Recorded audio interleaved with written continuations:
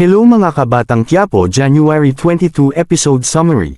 Sa presinto dinalaw ng lola ni Punggay at si Erica si Punggay at sabi ng lola niya hindi ako naniniwala na may ginawa kang masama apo.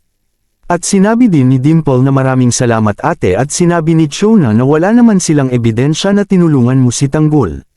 Kaya makakawala ka pa dyan Punggay, sabi ni Punggay na maraming namatay na mga kasamahan natin na kapulisan, kasalanan ko ito kaya dapat pagbayaran ko.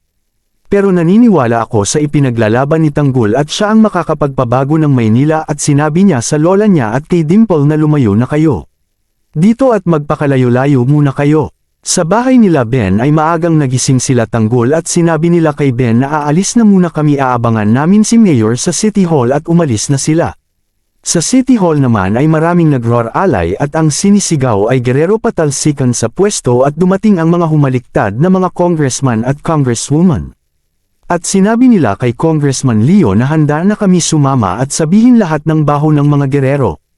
Sa City Hall dumating ang isang tauhan ni Miguelito at pinakita ang video ng mga congressman na bumaliktad.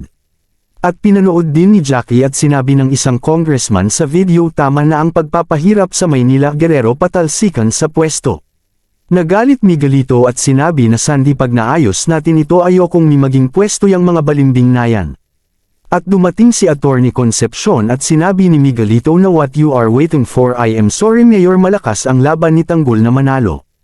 At sinabi ni Jackie na puntahan mo ang hawak na yun at bayaran mo kahit magkano at sa gilid ng City Hall at nag-aabang sila Tanggol at nakasakay sa kotse.